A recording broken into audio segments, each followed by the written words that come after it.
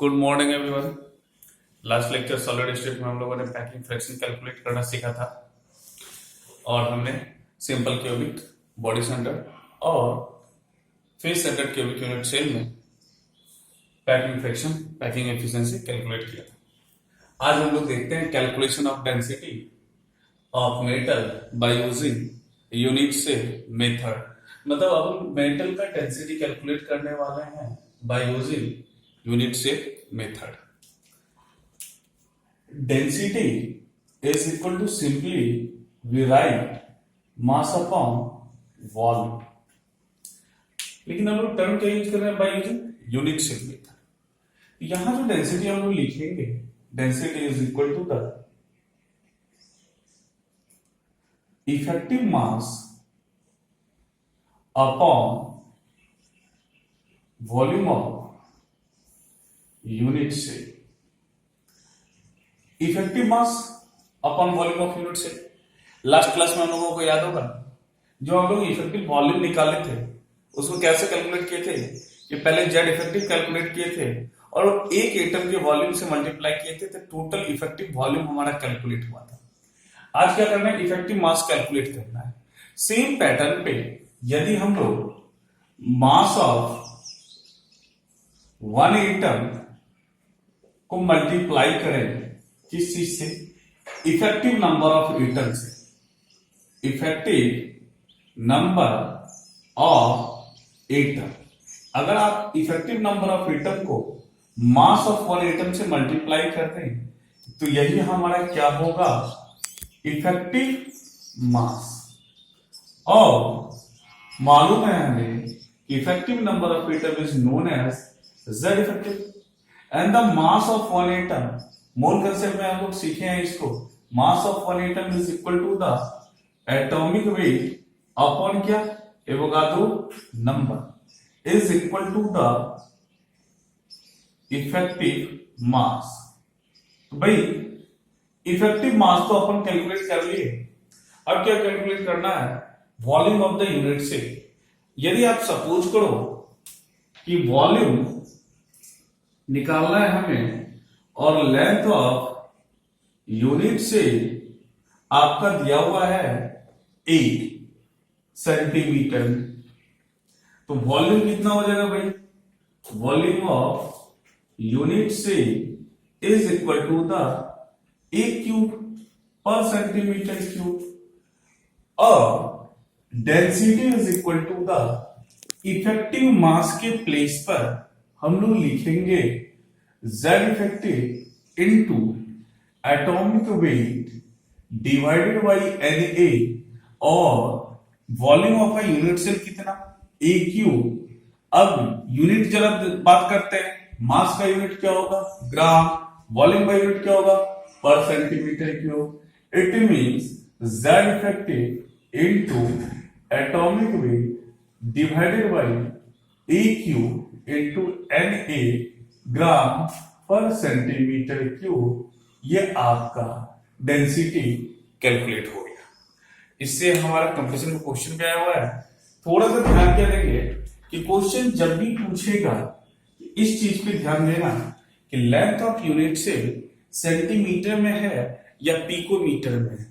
अगर पिकोमीटर में होगा तो पिकोमीटर को हमें यूनिट चेंज करना होगा किसी में, सेंटीमीटर में। तो उस समय जो आपका यह फार्मूला बनेगा Z effective into atomic weight divided by a cube into 10 to the power -30 Na, ये बनेगा ग्राम पर सेंटीमीटर क्यूब। कब, जब when A is given a किस चीज में भाई, पिकोमीटर। जब A किस यूनिट में दिया हुआ हो आपका, पिकोमीटर में, तो आपका डेंसिटी का डेरिवेशन का फार्मूला नीचे वाला होगा। इतना हम लोग कॉपी करते हैं, फिर नेक्स्ट देखते हैं।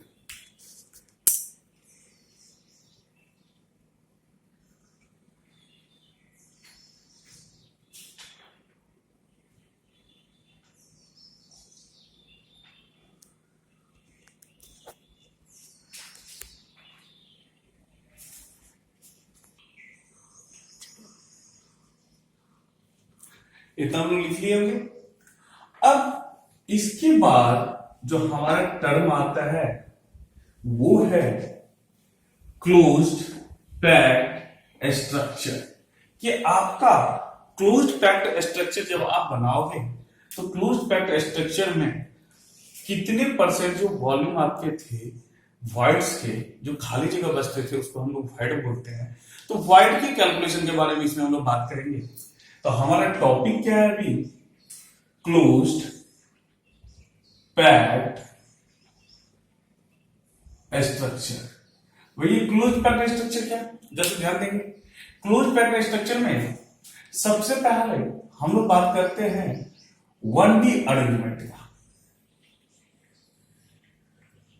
भाई 1D अरेंजमेंट मतलब वन डायमेंशनल अरेंजमेंट हम लोग पढ़ना चाह रहे हैं। पार्टिकल्स को एक ही एक्सिस के अलोंग आप अरेंज करते हो, और जब पार्टिकल को एक एक्सिस के अलोंग आप अरेंज करते हो तो जो अरेंजमेंट होगा वो क्या होगा? वन डायमेंशनल अरेंजमेंट होगा। सपोज करते हैं कि ये पार्टिकल्स आइडेंटिकल पार्टिकल्स को आप अरेंज कर रहे हो एक ही एक्सिस के अलोंग। जब आप एक एक्सिस के अलोंग 1D पार्टिकल्स को अरेंज करते हो, वन डायमेंशनल पार्टिकल में अरेंज कर रहे हो, तो जब ध्यान देंगे यहां हर पार्टिकल्स कितने पार्टिकल से कनेक्टेड होने वाला होगा। ये चेन आपका चल रहा है इधर, ये चेन भी इधर चल रहा है, तो हर पार्टिकल कितने पार्टिकल से कनेक्ट हो सकता है? 2 पार्टिकल से। और एक पार्टिकल कितने पार्टिकल के कांटेक्ट में है उसको बोलते हैं कोऑर्डिनेशन नंबर। तो इस समय 1D अरेंजमेंट जो मेरा कोऑर्डिनेशन नंबर है वो कितना हो जाएगा? 2। और इस समय वाइड यानी खाली जगह मेरे पास नहीं मिलने वाला वाइड का चर्चा 1D अरेंजमेंट में वाइड का चर्चा हम लोग नहीं करते। और दूसरा है मेरा 2D अरेंजमेंट। 2D अरेंजमेंट, अब 2D अरेंजमेंट में हम लोग 2 तरीके से पार्टिकल को अरेंज करते हैं। पहला कि जो आपका 2D अरेंजमेंट है, अगर पार्टिकल्स आइडेंटिकल पार्टिकल्स आप इस हिसाब से कांटेक्ट में रखो। 2D मतलब आप एक प्लेन में पार्टिकल को अरेंज करने वाले हो, एक प्लेन में पार्टिकल्स को हम लोग अरेंज कर रहे हैं, और पार्टिकल्स को यदि आप इस तरह से अरेंज करते हो तो ये पार्टिकल्स जैसा ध्यान देंगे कि इस समय ये वाला जो पोर्शन है जिसको मैं ब्लैक कलर से शो कर रहा हूं, क्या ये खाली जगह बच रहा है कि नहीं? इसी खाली जगह को हम लोग क्या नाम देते हैं? वाइड। जो एम्प्टी प्लेस होता है उसी को हम लोग क्या नाम देते हैं? वाइड। अब अगर एक पार्टिकल्स के बारे में बात करो, इस पार्टिकुलर पार्टिकल्स के कांटेक्ट में पहला पार्टिकल्स, दूसरा पार्टिकल्स, तीसरा पार्टिकल्स और ये चौथा पार्टिकल्स है, और यदि मैं इस सारे पार्टिकल्स को मिला दूं इसके सेंटर को, तो मुझे ये सारे एज लेंथ क्या होंगे? बराबर मिलेंगे। तो ऐसे अरेंजमेंट को हम लोग 2D में क्या नाम देते हैं? Square planar arrangement. Square planar arrangement. अब जो स्क्वायर प्लेनर अरेंजमेंट है, क्योंकि आपने आइडेंटिकल पार्टिकल्स रखा है, मैं सबको ए बोल रहा हूं, तो इसका जो टाइप अरेंजमेंट होगा किस टाइप का होगा, इससे भी क्वेश्चन पूछा है भाई। ए टाइप का अरेंजमेंट होगा। इस पार्टिकल के कांटेक्ट में कितने पार्टिकल्स दिख रहे हैं? तो इस पार्टिकल के कांटेक्ट में 4 पार्टिकल्स है, तो अपना कोऑर्डिनेशन नंबर कितना होगा? 4। और इस समय वाइड मुझे दिख रहा, ये वाइड मुझे दिख रहा कि वाइड का शेप कुछ इस तरह का है। 1D अरेंजमेंट में वाइड के बारे में चर्चा नहीं हो रही है, आप कंपेयर करो। 2D अरेंजमेंट में पहला अरेंजमेंट जो स्क्वायर प्लेनर अरेंजमेंट है, टाइप ए है, कोऑर्डिनेशन नंबर 4 है, और वाइड आपके पास इस शेप का मिलेगा। अब इसी 2D अरेंजमेंट में पार्टिकल्स कुछ इस हिसाब से अरेंज अगर आपके हो, ध्यान देंगे कि पार्टिकल्स यदि आपके कुछ इस हिसाब से अरेंज हो, ये वाला पार्टिकल्स आपका आइडेंटिकल पार्टिकल हमने कुछ अरेंज कर रखा, ये भी मेरे पार्टिकल्स अरेंज हैं, और फिर हमने एक पार्टिकल्स को कुछ इस हिसाब से अरेंज करके रखा है। तो जब ध्यान देते हैं कि ऐसे अरेंजमेंट में ये जो पार्टिकुलर पार्टिकल्स है इसके कांटेक्ट में 1 2 3 4 5 6 ये 6 पार्टिकल्स हैं कांटेक्ट में, और अगर आप सबके सेंटर को मिला दो, सबके सेंटर को यदि आप मिला दो, तो जब ध्यान देना ये क्या बन रहा, हेक्सागोनल। तो ऐसे अरेंजमेंट 2D अरेंजमेंट को, ऐसे 2D अरेंजमेंट को नाम देंगे हम लोग क्या, हेक्सागोनल अरेंजमेंट, हेक्सागोनल अरेंजमेंट। एक पार्टिकुलर पार्टिकल के कांटेक्ट में 6 आए हैं, तो अगर 6 आए हैं तो कोऑर्डिनेशन नंबर अपना कितना हो जाएगा, 6। ये ए, इसको मान लो ए, बीच वाला अलग हो जाए, तो जो टाइप बनेगा आपका, टाइप क्या आएगा, 2D है, ए बी इस तरह का चलता है। अब वॉइड के बारे में चर्चा करते हैं। यदि आप वॉइड देखोगे, ध्यान से देखना कि ये वॉइड, कुछ ब्लैक वाले पोर्शन पे ध्यान देंगे, ये पहला वॉइड और ये दूसरा वॉइड, मतलब एक वॉइड ऊपर वाले लेयर में मुझे ऐसा मिला, नीचे वाले लेयर में मुझे कुछ ऐसा वॉइड मिल रहा है। इसका मतलब ये वॉइड, इसको हम बोल सकते हैं ये पॉइंटिंग अप है और ये पॉइंटिंग डाउन है।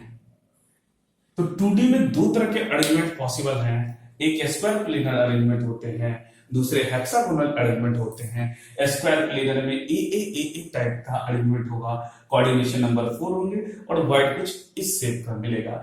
जबकि हेक्सागोनल अरेंजमेंट 2D अरेंजमेंट होगा, यहाँ कोऑर्डिनेशन नंबर 6 है, टाइप्स ए बी टाइप का चलेगा, और जो वॉइड है, दो वॉइड मिलेंगे, ऊपर वाले लेयर में पॉइंटिंग अप, नीचे वाले लेयर में पॉइंटिंग डाउन मिलेंगे।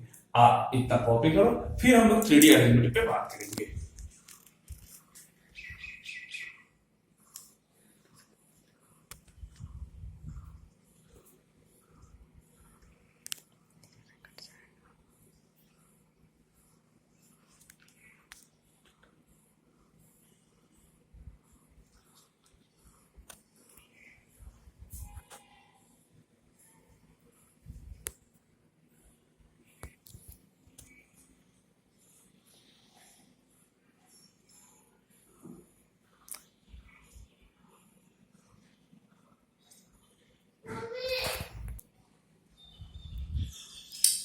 लिख लिए सर।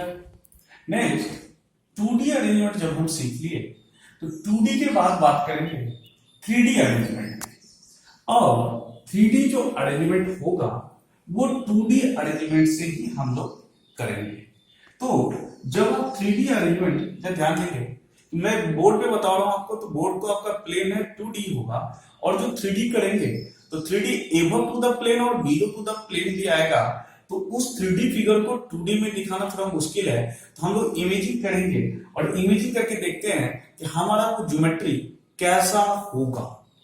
जब आप 3D अरेंजमेंट करोगे, जब आप 3D अरेंजमेंट करोगे, और 3D अरेंजमेंट कर रहे कहां से, फ्रॉम 2D अरेंजमेंट से। 3D अरेंजमेंट करना है किससे भाई, 2D अरेंजमेंट से। तो 2D में दो तरह का अरेंजमेंट है, स्क्वायर प्लेनर भी और हेक्सागोनल भी।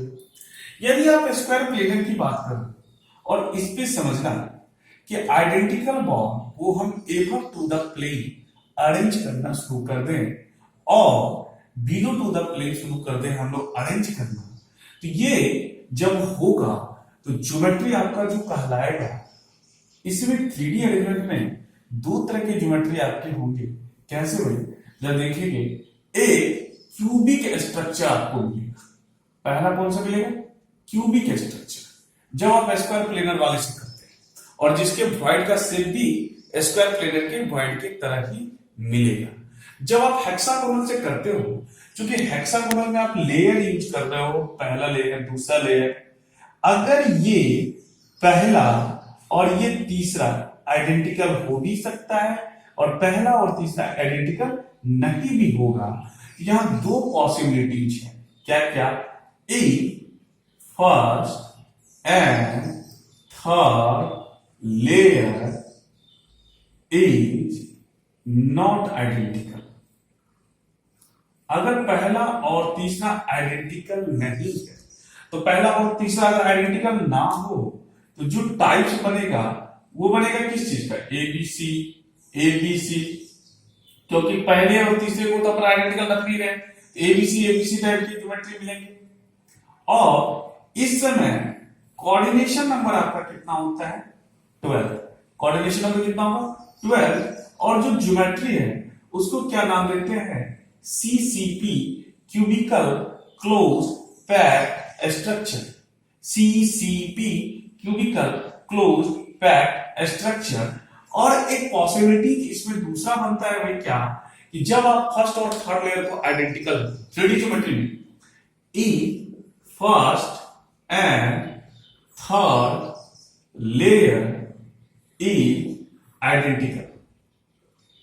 आप ही सोचो, अगर पहला और तीसरा लेयर को आइडेंटिकल रखते हो, इस समय जो टाइप्स आपका बनेगा वो बनेगा ए बी ए, क्योंकि पहला और तीसरा आइडेंटिकल है। फिर क्या बनेगा, पहला और तीसरा आइडेंटिकल होना चाहिए। तो इस तरह की ज्योमेट्री मिलेंगे। और इस समय भी कोऑर्डिनेशन नंबर अपने कितना होगा, 12। और ऐसा ज्योमेट्री को बोलेंगे HCP, hexagonal closed packed structure. Hexagonal closed packed structure. और इसमें जो वाइड होता है, ये वाइड आपके दो शेप के ही होंगे, पॉइंटिंग अप और पॉइंटिंग डाउन ही। लेकिन वाइड का नाम बदल देंगे हम लोग क्या, इसके लिए एक ऑक्टाहेड्रल वाइड ओबी और एक टेट्राहेड्रल वाइड टीबी। मैं आपको लोकेशन भी बताऊंगा कि ऑक्टाहेड्रल क्यूब में कहां मिलने वाले हैं, कितने डिस्टेंस पे होंगे, कहां कहां होंगे। टेट्राहेड्रल वाइड में एक क्यूब में कहां कहां प्रेजेंट होता है, कॉर्नर से कितने डिस्टेंस पे प्रेजेंट होता है। पहले तो आप ऑक्टाहेड्रल और टेट्राहेड्रल को अगर आप समझो, कि मैं अगर सबसे पहले बात करूं, ये अपने पास एक ज्योमेट्री पड़ा हुआ है जो 2D ज्योमेट्री था।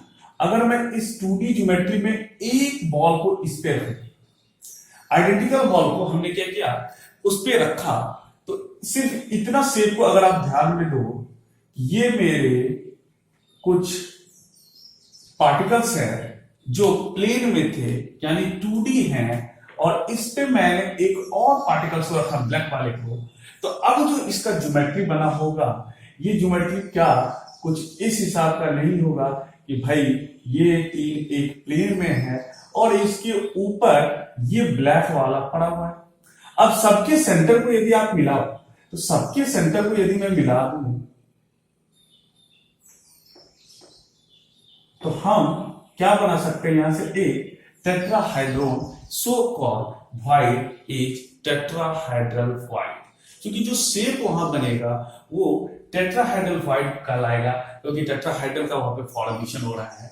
और यदि मैं इसी चीज पे ज्योमेट्री कुछ इस हिसाब से बनाऊं कि अगर ये आपके पार्टिकल्स कुछ ऐसे अरेंज थे और मैं इस पार्टिकल्स को इसके ऊपर वाले लेयर ब्लू वाले को मैंने कुछ इस तरह से अरेंज किया है, तो यहां पे 6 पार्टिकल्स मिलते हैं। और 6 पार्टिकल्स के कारण जो व्हाइट का फॉर्मेशन हो रहा है ना, ये 6 पार्टिकल्स के कारण जो व्हाइट होता है वो क्या कहलाएगा, आपका ऑक्टाहेड्रल व्हाइट।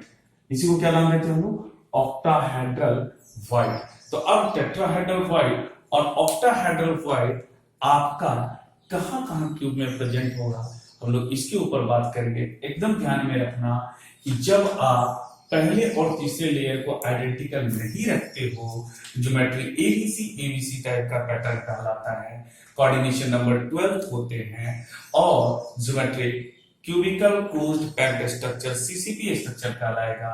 जब आप 3D में फर्स्ट और तीसरे लेयर को आइडेंटिकल रखते हो, तो एबी टाइप का पैटर्न रिपीट होता, कोऑर्डिनेशन नंबर 12 होता, और अरेंजमेंट को HCP hexagonal close packed structure कहते हैं।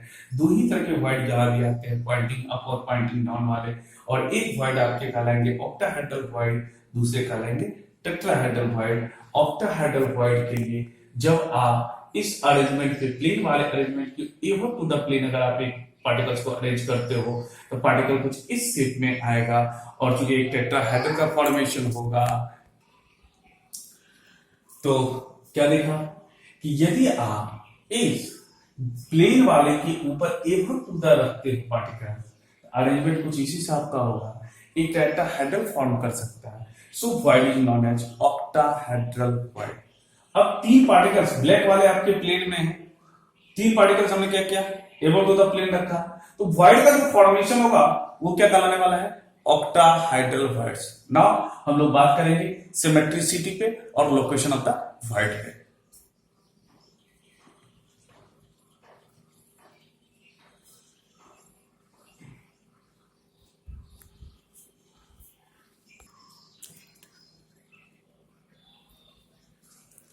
हम लोगों ने अभी वॉइड के बारे में बात करी। अब हमने कहा कि सिमेट्रिसिटी देखना है, लोकेशन ऑफ द वॉइड देखना है कि लोकेशन ऑफ द वॉइड कहाँ होते हैं, वॉइड का न्यूमेरिकल किस हिसाब से होता है।